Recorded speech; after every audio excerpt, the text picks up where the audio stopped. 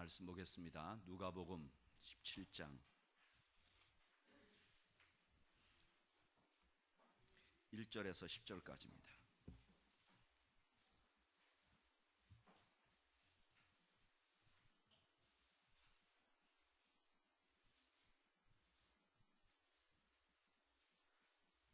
한번 우리가 하나님의 말씀을 교독하겠습니다. 누가복음 17장 1절에서 10절까지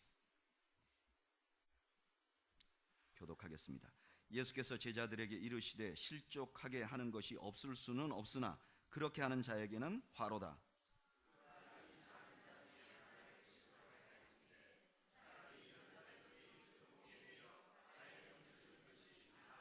너희는 스스로 조심하라. 만일 내 형제가 죄를 범하거든 경고하고 회개하거든 용서하라.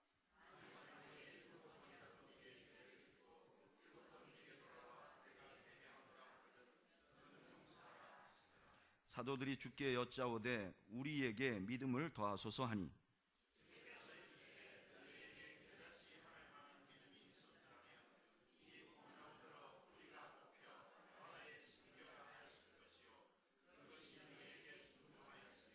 너희 중 누구에게 밭을 갈거나 양을 치거나 하는 종이 있어 밭에서 돌아오면 그대로 곧 와 앉아서 먹으라 말할 자가 있느냐?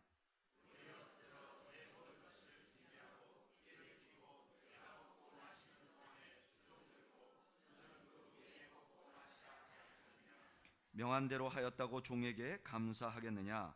이와 같이 너희도 명령 받은 것을 다 행한 후에 이르기를 우리는 무익한 종이라 우리가 하여야 할 일을 한 것뿐이라 할지니라. 아멘. 잠시 기도하겠습니다. 하나님 아버지, 은혜와 사랑을 감사합니다. 저희같이 부족한 것을 하나님 앞에 예배하게 하시고 하나님 말씀 앞에 섰습니다. 하나님께서 저희들에게 직접 말씀하시고 우리 모두가 주의 음성을 듣는 시간 되게 하시옵소서. 예배 나오면서 빈손 들고 나오지 않고 하나님 앞에 자신의 소중한 물질을 드린 손길들도 하나님 기억하시고 복의 복을 나리워 주옵소서. 예수님의 이름으로 기도하옵나이다. 아멘.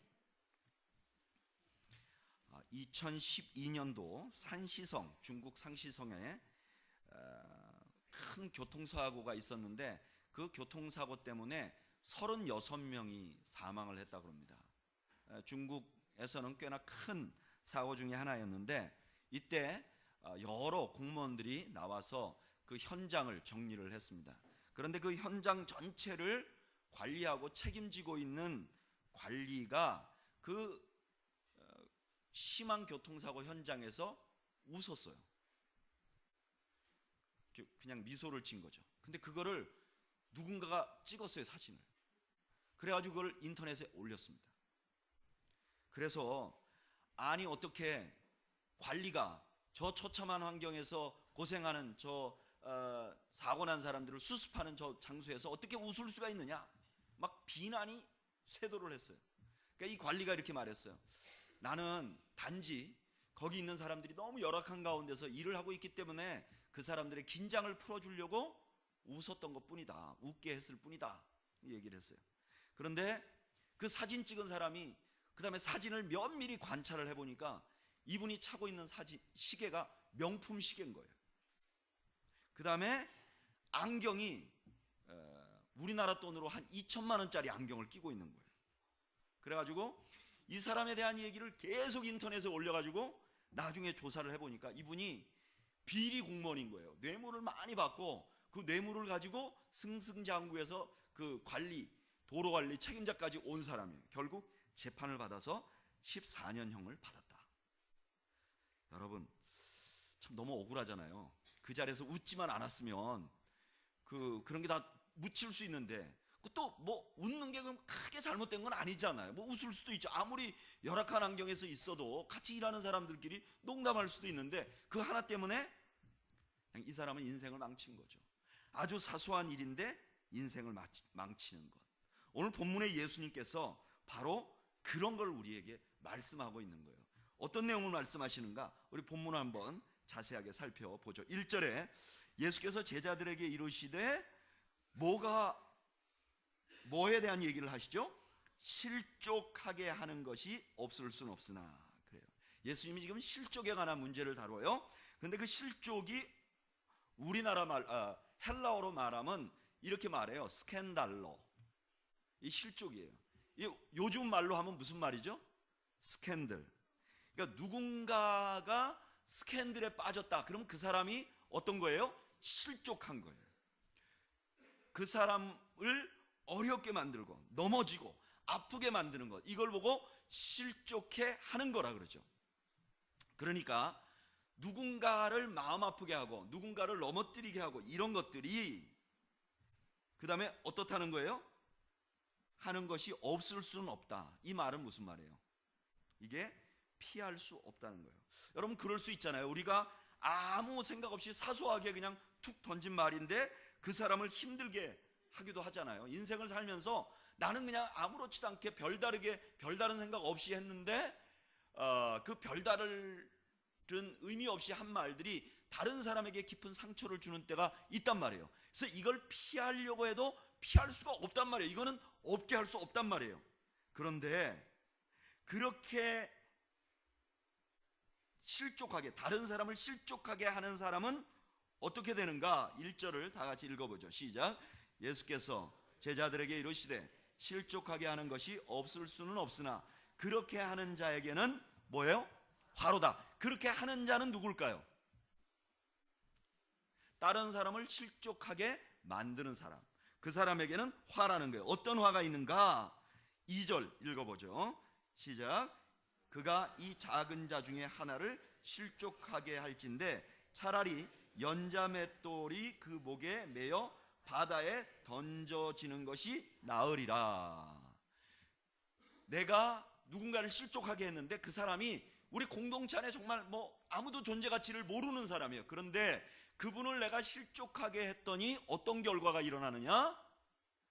내가 실족하게 한 내가 내 목에다가 뭐 한 게 낫다는 거예요? 연자맷돌을 메고 바다에 빠뜨려지는 게 낫다는 거예요. 여러분, 연자맷돌을 목에 메고 바다에 빠뜨려지면 어떻게 된다는 거죠? 죽는다는 거예요. 그런데 여기에 바다에 빠뜨려져서 죽는다는 것은 단순히 죽는 것 이상을 의미해요. 고대의 바다라는 것은요, 저주의 장소예요. 사단이 지배하는 장소라고 생각했어요. 그런데 바다에 빠뜨려진다는 것은 어떤 의미냐? 완전히 지옥 가버린다, 이런 뜻이 되는 거예요. 누군가가 누군가를 실족하게 하면 그 실족하게 한 사람이 연자맷돌을 자기가 목에 메고 바다에 빠지는 거하고 똑같다는 거예요. 여러분, 이 말씀을 딱 들으면 여러분들은 괴롭습니까? 아니면 힐링이 됩니까? 괴롭습니까? 보통 사람들은 이런 얘기를 들으면 뭐가 되죠? 자기를 시험에 빠뜨린 사람들이 생각이 나는 거예요. 자기를 어렵게 만들었던 사람, 그래, 가만 놔둬도 지옥에 빠지겠구나, 이런 힐링이 되는 거예요. 근데 지금 예수님께서는 누구에게 말씀을 하고 있느냐? 그 목을 매달아야 될 사람에게 말하는 거예요. 그러니까 누구에게 하는 말이죠? 지금 다른 사람에게, 상처를 준 사람에게 하는 말이에요. 우리 모두가 다른 사람들에게 상처 줄 수 있고 그 상처를 줘버리면 나는 차라리 내 목에다 연자맷돌을 메고 죽는 게 낫다, 지옥 가게 될 것이다 라고 예수님 말씀하시는 거예요. 너무나 사소한 것이 나 자신을 어떻게 만들 수 있다는 거예요? 인생을 망쳐버릴 수 있다는 거예요. 여러분, 다른 사람을 이렇게 시험 들게 하는 것은 꼭 내가 어떤 특별한 행동을 해서 시험 드는 건 꼭 아닙니다. 그죠? 너무나 예뻐도 다른 사람한테 시험 들게 하잖아요. 그런 경험들이 없으신가요? 내가 부유해서 툭 한마디 던진 게 다른 사람들에게 상처가 되기도 하잖아요. 그런데 그렇게 되면 내가 차라리 연자맷돌을 메고 죽어버리는 것이 더 나을 것이라니까 얼마나 심각한 얘기예요. 이 말을 하시고 나서 3절 상반절에 예수님이 뭐라고 하시는가 한번 읽어보죠. 시작. 너희는 스스로 조심하라. 예수님이 그러는 거예요. 야, 이거 너무 심각하지? 그러니까 조심해서 살아, 이런 말이에요. 너무나 위로가 안 되는 말씀을 지금 하시는 거죠. 그 다음에 예수님께서 바로 이어서 다른 얘기를 하세요.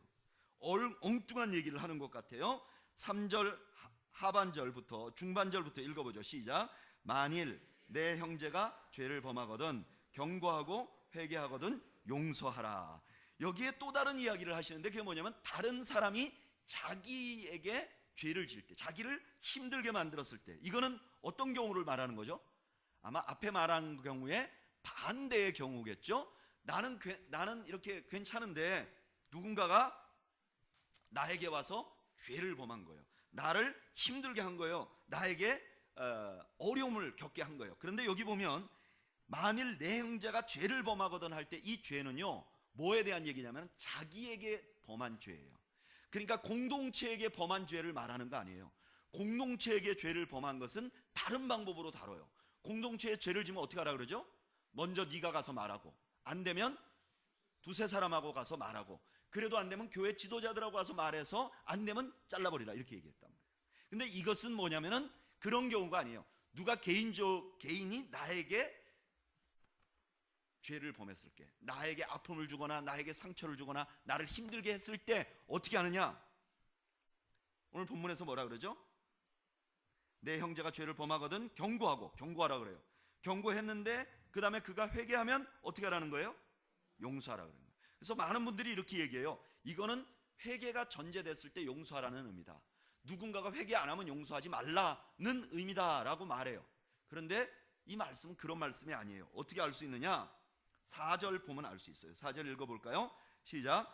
만일 하루에 7번이라도 내게 죄를 짓고 7번 내게 돌아와 내가 회개하노라 하거든 너는 용서하라 하시더라. 여러분 몇 번을 반복하라 그러죠?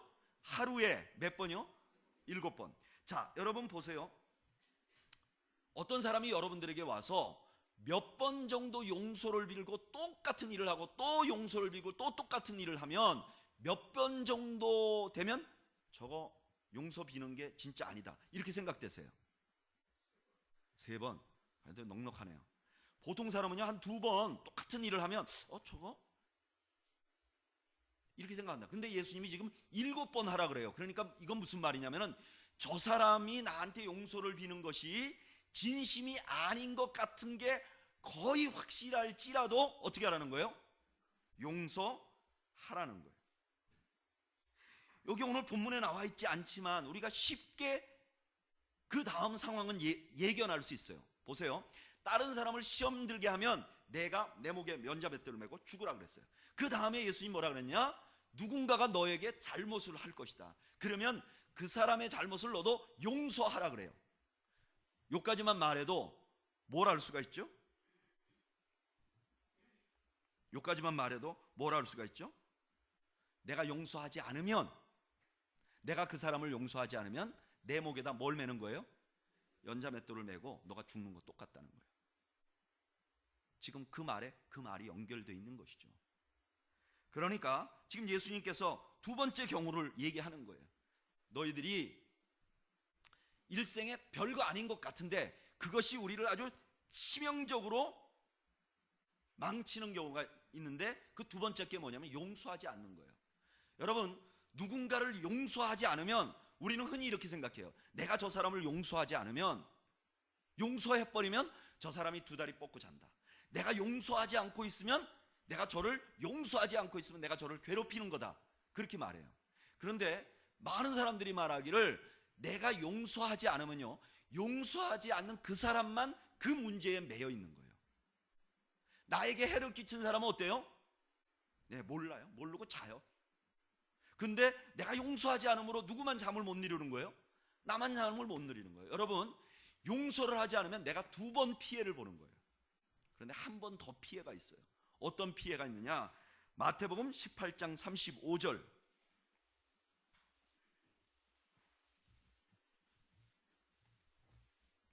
마태복음 18장 35절을 읽어보죠.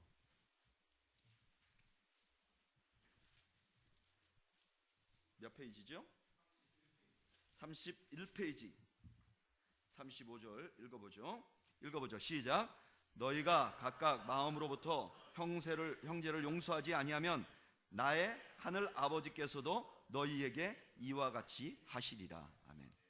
지금 몇 번 죽는 거죠, 이렇게 하면? 내가 상대방을 용서하지 않으면 상대방에게 먼저 내가 피해를 봤어요. 그 다음에 두 번째는 어때요? 내가 그 일에 매여요. 용서하지 않으면. 세 번째는 어떻게 해요? 하나님도 나를 용서하지 않는다는 거예요. 그 사람이 나를 힘들게 한 건 내가 이해가 돼. 그건 어쩔 수 없어요. 그런데 그 나머지 것은 내가 막을 수 있는데 내가 그걸 안 하면 어떻게 되느냐? 그것으로 인해서 내가 치명적인 어려움을 겪게 된다는 거예요. 여러분, 용서는 참 어렵습니다. 그런데 이 용서가 어려운데 이 용서를 하지 않으면 안 된다는 거예요. 근데 용서가 쉽나요? 어렵나요? 어려워요. 그것도 7번이나 와서 웃으면서 미안하다고 그러고 또 잘못하고 또 잘못하고 이런 사람 용서하는 것은 굉장히 어려워요. 이게 어렵다고요. 여러분, 내가 다른 사람을 실족하지 않게 하는 게 더 어려울까요? 아니면 다른 사람을 용서하는 게 더 어려울까요? 네, 둘 다 어려워요. 이게 어느 게 더 나을지 더 쉬울지 모를 만큼 어려워요. 그러니까 제자들이 어떤 반응을 하는가? 제자들이 뭐라고 하는가? 한번 읽어보죠. 5절 시작. 사도들이 주께 여짜오되 우리에게 믿음을 더하소서 하니. 제자들이 뭐라 그래요? 우리에게 믿음을 더하소서. 여러분, 이게 굉장히 묘한 뉘앙스가 있는 말이에요. 언뜻 보면 그렇게 하겠습니다 라는 말이기도 하지만 또 언뜻 보면 이거 무슨 말이죠? 우리 못하겠다 하는 말하고 비슷한 말이에요. 거다가 나는 못하는데 이 못하는 거에 책임은 누구에게 있는 거예요? 주님에게 있는 거예요. 왜? 나에게 믿음을 많이 줬으면 내가 그렇게 할 수 있는데 나에게 믿음을 요만큼밖에 안 줬으니까 내가 이럴 수밖에 없습니다. 제자들이 참 지혜롭죠. 교활하죠. 그런데 여러분, 우리도 많이 그래요. 우리도 우리 인생에 문제가 생기고 어려움이 생기면 누구에게 원망하죠? 많이들 하나님께 원망해요. 하나님, 왜 나에게 이런 시련을? 그렇게 말할 때는 이 시련의 책임이 누구한테 있다는 거예요? 하나님에게 있다는 거예요. 지금 제자들이 예수님에게 책임을 돌려버린 거죠. 그런데 그런 제자들의 자세에 예수님의 대답이 뭐냐? 6절 읽어보죠. 6절 읽어보죠. 시작. 주께서 이르시되 너희에게 겨자씨 한 알만한 믿음이 있었더라면 이 뽕나무더러 뿌리가 뽑혀 바다에 심기어라 하였을 것이요 그것이 너희에게 순종하였으리라. 제자들이 믿음을 달라고 했어요. 더 많이 믿음을 더하여 주소서 그랬습니다. 그랬더니 예수님께서 하시는 말씀이 너희들에게 겨자씨만한 믿음만 있어도 어떻게 될 수 있다는 거예요? 뽕나무가 뿌리째 뽑혀가지고 어디에 심기울 수 있어요? 바다에 심기울 수 있어요. 여러분, 뽕나무는 쉽게 뽑히는 나무가 아닙니다. 이게 한국에 있는 뽕나무도 뿌리가 깊어서 뽑기 어렵고요. 지금 여기서 말하는 뽕나무도 사실은 우리가 한국에 있는 뽕나무는 아니지만 이것도 뿌리가 아주 깊은 나무라 그래요. 그러니까 이게 뽑는 게 너무너무 어려워요. 근데 이 뽑는 것도 어려운데 이게 어디에 심기운다는 거예요? 바다에 심기운다. 둘 다 불가능한 일이 일어난다는 거예요. 근데 여러분, 이 말을 딱 들으면 지금 예수님이 뭐에 대해서 얘기하는지 금방 생각이 나잖아요. 보세요. 뽑히지 않는 게 뿌리째 뽑힌다 하는 거는 뭐하고 똑같은 거죠? 지금 용서가 된다는 거하고 똑같은 거예요. 내 안에 어렸을 때부터 나를 힘들게 하거나 최근에 나를 치욕적으로 만들거나 내 가족을 힘들게 만들거나 정말 나를 무시하거나 정말 내 가슴을 찢어놓은 사람, 도저히 나는 그를 잊을 수 없어 꿈에서라도 그 사람을 죽이고 싶은 그 대상이 마음속에서 어떻게 되는 거예요? 도저히 뽑힐 수 없는데 겨자씨만한 믿음만 있으면 뭐가 된다는 거예요? 이게 뽑혀버린다는 거예요. 뽑히는 것도 어려운데 그 다음에 어떻게 된다는 거예요? 바다에 어떻게 된다고요? 심기운다는 거예요. 바다라는 거 이미 우리가 퍼뜩 들었죠. 언제 바다에 대한 얘기를 들었죠? 남을 실족해 하면 연자맷돌을 메고 어디로 가요? 바다에 빠져. 그러면 죽는 거라 그랬잖아요. 근데 이 뽕나무가 심기어. 그럼 이게 바다 안에서 어떻게 한다는 얘기예요? 산다는 얘기예요. 그러니까 실족해 하고 연자맷돌을 메고 죽었는데도 내가 살 길이 열린다는 거예요. 뭐만 있으면? 겨자씨만한 믿음만 있으면. 그러면 중요한 거는 그러면 이 겨자씨만한 믿음이 무엇인가? 이 겨자씨만한 믿음이 무엇인가? 여러분, 겨자씨만한 믿음은 어떤 믿음이죠? 일단 조그만 거죠. 조그만 거. 겨자씨가 작으니까. 작은데 어떤 특징을 가지고 있죠? 겨자씨? 겨자씨. 네? 작은데 크게 되는 나무, 씨. 그렇죠. 근데 이 겨자씨만한 믿음을 많은 분들이 뭐라고 설명을 했냐면은 참 믿음, 살아있는 믿음, 생명이 있는 믿음이다, 이렇게 말했어요. 그런데 문제는 뭐냐면 그게 애매해. 겨자씨만한 믿음이 뭐냐? 그러면 그거를 우리가 알아듣도록 설명해야 되는데 더 애매한 걸로 설명하는 거예요. 단맛이 무슨 맛이야? 그러면 아주 맛있는 맛이야. 설명이 안 되잖아요. 똑같은 거예요. 겨자씨가 어떤 믿음이야? 그러면 살아있는 믿음이야. 그럼 살아있는 믿음은 뭐야? 겨자씨 믿음이야. 이게 대답이 안 되는 말씀이에요. 그러면 이 겨자씨만한 믿음이라는 건 어떤 것인가? 누가복음에서 겨자씨만한 믿음이라는 말이, 겨자씨라는 말이 언제 나왔는가 보면 알 수가 있죠. 13장 19절 찾아보죠. 누가복음 13장 19절.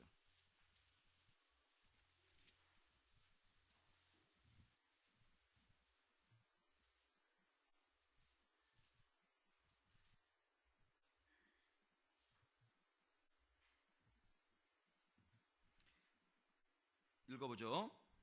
시작.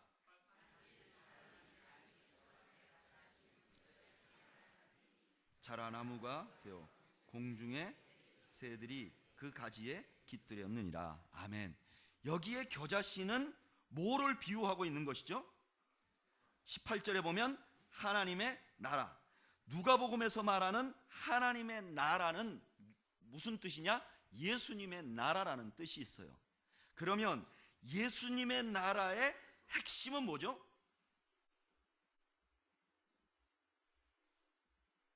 예수님의 나라의 핵심. 예수님의 나라의 핵심이 뭐죠? 우리는 교회는 알아야 되는데 이게 예수님의 나라의 핵심이 뭐예요? 십자가죠. 십자가. 예수님의 죽으심. 그 다음에 31절부터 35절까지 누가복음 13장 31절부터 35절까지 죽음에 관해서, 예수님의 죽음에 관해서 예언하기 시작하는 거예요. 그러니까 여기 겨자씨만한 믿음이라는 것은 어떤 것이냐? 지금은 굉장히 작아 보이고 별 볼 일 없어 보이는데 굉장히 커진다는 특징을 가진 말씀을 하는데, 그 겨자씨만한 믿음, 겨자씨라는 것은 하나님의 나라, 예수님으로 인해서 시작되는 나라를 의미하는 거예요.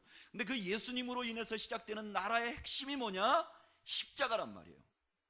예수님이 죽으심으로 우리를 구원 얻게 한 것, 이 십자가가 하나님 나라의 핵심이라는 말이에요. 그런데 이 하나님 나라의 핵심을 받아들이면 어떻게 되느냐? 어떻게 된다는 거예요? 받아들이면 뭐가 가능하다는 거예요? 실족하게 하는 거나 아니면 내가 다른 사람을 용서하지 못하는 것이 용서가 되는 것이 해결이 된다는 거예요. 여러분, 저도 살아오면서 상처를 많이 받은 경험이 있고 다른 사람들에게 아마 상처를 준 경우도 있을 거예요. 저도 저에게 심한 상처를 줘서 제가 용서하기 어려운 사람들도 있어요. 이거는 모든 사람들이 다 가지고 있어요. 그런데 이것을 해결하려면 우리가 내가 용서하기 어려운 사람을 계속 바라보고 용서해야지, 이렇게 하면 용서가 안 된다는 거예요. 내가 조심해야지 이래도 조심이 안 된다는 거예요. 그런데 내가 예수 그리스도의 십자가 앞에 서면 그때부터 그게 가능해진다는 거예요. 예수님의 십자가를 만나고 예수님이 나를 위하여 십자가에 죽으셨다는 걸 알고 내가 그리스도와 함께 죽고 다시 그리스도와 함께 살면 이상하게도 내 주변에서 나로 인해서 실족하는 사람들이 점점 줄어들고, 그 실족한다 할지라도 그것 때문에 나와 같이 망하는 일이 없어지게 된다는 거예요. 이상하게 교회 공동체 안에 그런 일이 생긴다는 거예요. 그리고 내가 예수 그리스도의 십자가를 만나면 내가 다른 사람을 용서하는 일도 가능해진다는 거예요. 정말 내가 용서하고 싶지 않지만 예수님의 십자가를 만나버리면 용서가 된다는 거예요. 내가 죽으면 용서가 된다는 거예요. 저하고 아주 친한 친구 목사가 40일 금식 기도를 했어요. 목사님이. 그런데 40일 금식 기도를 하고 나서 제가 이런 얘기를 했어요. 너 무슨 능력을 받았냐? 장풍이 나간다든가 그런 일이 생기느냐? 그랬더니 그런 능력이 없대요. 그럼 어떤 변화가 있었냐? 그랬더니 한 20일 정도 됐을 때 자기에게 깊은 상처를 준 분에게 가서 미안하다고 용서를 빌라고 하더래요. 하나님 자기 마음에. 그런데 참 용서가 안 되더라는 거예요. 너무너무 힘들더라는 거예요. 그런데 계속해서 금식을 해나가면서 그게 하나님께서 용서할 수 있는 마음이 생기더라는 거예요. 그러면서 그 친구가 저한테 한 말이 있어요. 40일 금식 기도를 하면 누구나 거치는 과정이 있다. 그게 뭐냐? 죽음이라는 거예요. 사람마다 다르지만 어떤 사람은 39일, 어떤 사람은 38일, 어떤 사람은 30일에도 온대요. 근데 그게 어떤 기분이냐면 딱 내가 누웠는데 내가 죽는구나. 이걸 알게 된다. 이렇게 해서 죽는구나. 그러면 셋 중에 하나래요. 첫째는 진짜 죽어 그러다가. 그래서 금식하다 죽는 분들이 굉장히 많대요. 또 어떤 분들은 거기서 죽음 앞에서 그냥 중단하고 보식을 시작하는 거예요. 살아나는 사람이 있대. 어떤 사람은 그 죽음을 지나서 그 다음에 40일을 마치는 사람이 있대요. 근데 셋 다 누구나 다 40일 금식 기도를 시도했던 사람은 죽음을 경험하게 된다는 거예요. 제가 알았어요. 세상에 어떤 능력보다 더 강력한 능력이 뭐냐? 용서하는 능력인데 그 용서하는 능력은 내가 죽을 때 생기는 거예요. 내가 죽어버릴 때 생기는 거예요. 여러분, 예수님을 번영을 주는 분으로 알면요, 예수님을 배워가지고 지혜롭게 살아서 부자는 될 수 있을지 모르지만 마음속에 있는 용서는 해결이 안 되는 거예요. 예수님을 도덕 선생으로 알면 내가 아무리 나는 정말 나는 올바로 살고 나는 똑바로 살고 그렇게 했지만 결국은 다른 사람을 실족해 하는 것으로부터 자유해지지 않는다는 거예요. 그런데 십자가의 예수님을 만나면 그것이 해결이 된다는 거예요. 여러분, 그것이 우리가 십자가 앞에 서야 되는 이유예요. 우리가 날마다 교회 와서 예수 그리스도의 십자가를 만나야 되는 이유예요. 십자가를 만나면 그런 모든 내 인생을 치명적으로 망칠 수 있는 것으로부터 우리가 자유해진다는 거예요.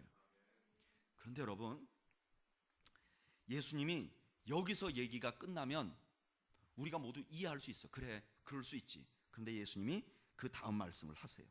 그 다음 말씀이 뭔가 우리 한번 읽어볼까요? 7절부터 9절까지 읽어보죠. 시작.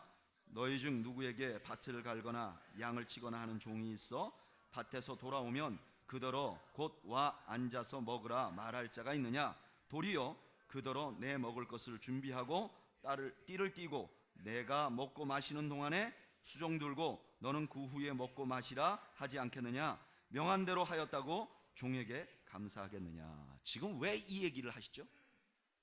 예수님께서 지금 십자가에 대한 얘기를 하시고 그렇게 하면 너희들이 가지고 있는 치명적으로 너희들을 망칠 수 있는 용서와 그 다음에 실족에 가는 걸 해결할 수 있다고 말했는데 왜 그 다음에 바로 뭐에 대한 얘기를 하는 거죠? 종에 대한 얘기를 왜 하죠? 왜 하냐면은 이것이야말로 진짜 우리 인생을 망칠 수 있는 치명적이기 때문이에요. 우리는 아무것도 아니라고 생각하지만 가장 치명적인 것, 지금 예수님이 진짜 하고 싶은 말씀은 이거라는 거예요. 누구든지 예수님의 십자가만 만나면 다른 사람 용서할 수 있다는 거예요. 남들이 볼 땐 그 전혀 불가능한 일 같아도 된다는 거예요. 다른 사람을 실족하지 않게 하는 거, 이것도 된다는 거예요. 근데 이것만은 십자가를 만나도 어려운 게 있다는 거예요. 그게 뭐냐? 저를 따라 하시도 스스로 알아달라는 거. 여러분, 이거는 조심해야만 한다는 거예요.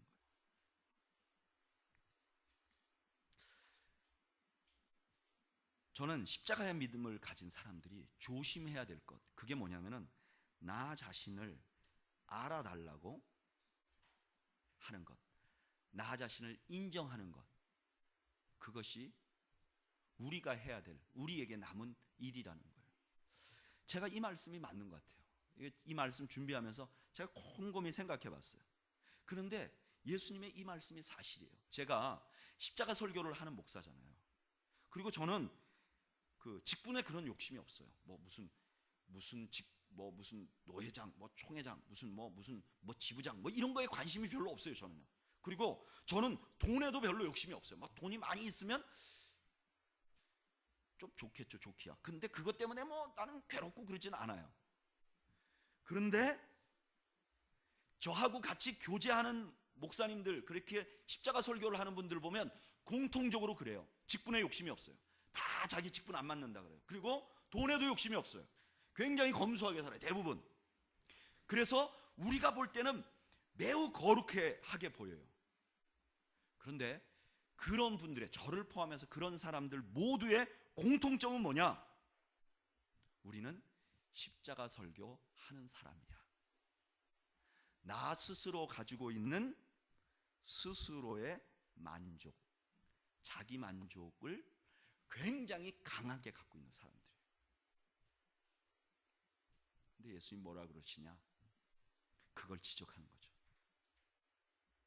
너 똑바로 살았지? 너 이때까지 죄 안 졌지? 그래, 너 올바로 신앙생활 하려고 그랬지? 좋아. 그런데 조심해야 될 게 뭐냐? 나 그렇게 살았어. 그걸 가지고 자랑스러워하고 그걸 가지고 스스로가 나 괜찮은 사람이야 라고 생각하면 안 된다는 거예요. 그게 마치 미소 짓는 거하고 똑같은데 그것 때문에 우리 인생을 망칠 수 있다는 거예요. 예수님이 지금 경고하고 있는 게 그것이에요. 여러분, 우리의 신앙의 최종적인 목표는 나의 만족이 아님을 여러분 믿으시기를 바랍니다. 절대로 나의 만족이 아니에요. 또 조금 더 수준 낮은 사람들은 지도자한테 인정받기를 원해요. 목사님, 제가 목회할 때 제일 많이 들은 말이 뭔지 아세요? 목사님이 한번 전화해 주세요. 내가 전화하면 그게 무슨 뜻이에요? 관심을 가져달라. 목사님의 인정을 받는. 아니, 목사님한테 인정받아갖고 뭘 하려고 그래요? 저는 아무것도 없는 사람이에요. 저한테 인정받아봐야 원룸에 살고 돈도 한 푼 없고 차도 없고 나한테 인정받아갖고 뭐 하려고 그러세요? 여러분, 리더한테 인정받는 거 아무것도 아니에요. 그냥 하나님 아시면 되는 거지. 그리고 다른 많은 사람들이 알아주는 것도, 여러분 그거 너무 신경 쓰지 마세요. 그게 우리의 공동체 생활을 치명적으로 망치는 거예요. 우리는 본질상 다른 사람들한테 칭찬받는 게 좋은 존재들이에요. 그것도 고상해지면 고상할수록 은근한 칭찬을 받는 걸 좋아해요. 대놓고 박수 받는 거 좋아하는 건 좀 수준이 낮은 사람이고, 조금 고상해지면요 은근하게 칭찬받는 걸 좋아해요. 제가 지난 금요일 날 컴패션을 후원하는 후원자들의 모임이 있어요. 그 친구들, 컴패션의 친구들이라는 사람들인데, 이분들이 보통 큰 회사의 CEO들이에요. 그리고 아니면 작은 사업체를 한다든가, 아니면 자기가 이렇게 직접 병원을 경영한다든가, 아니면 교수님들, 하여간 봤을 때 좀 사회적으로 이렇게 된 분들이 이제 모여서 컴패션을 후원하는, 물질적으로 후원하는 사람들이에요. 근데 거기 가서 설교를 해달라는 거예요. 수련회를 하는데 제가 한 2번 설교를 했어요. 성경 공부를 가르쳤어요. 근데 이분들이 이제 제가 성경 공부하는 게 좋았던 모양이에요. 그래서 이번 수련회 때 와달라 그래서 제가 금요일 날 거기 가서 저녁에 집회를 해줬어요. 그리고 이제 토요일 날 그 대표가 왔어요. 대표가 와서 성찬식을 해줬어요. 그리고 이제 저는 요 성경 공부하러 내려와야 되기 때문에 끝나기 전에 이제 내려오는 거예요. 그래서 거기 쭉 모여서 자기들 커피 마시고 있는데, 저는 이제 가보겠습니다. 그러고서 나왔어요. 탁 나오는데 뒤에서 그 대표님이 거기에 앉아 있는 그 프렌드들에게 이렇게 말하는 거예요. 우리 이 목사님이 와서 너무 좋죠. 그러니까 그 어떤 사람이, 누군지 모르지만 어떤 사람이 너무 좋아요 그러는 거예요. 제가 가방 들고 막 나오는데,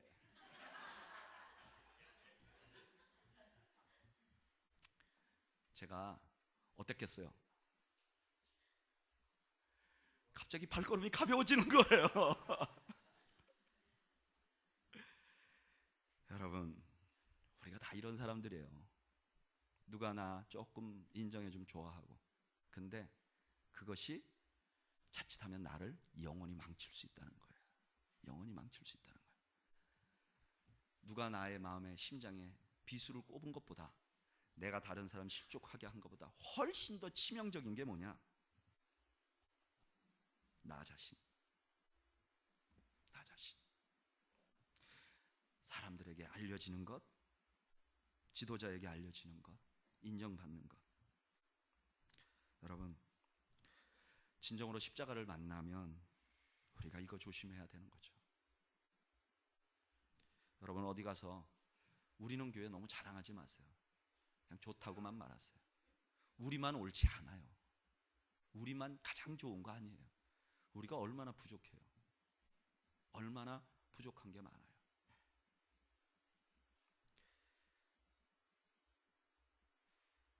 우리 예수님께서 우리에게 이렇게 살라고 하십니다. 10절 읽어보죠.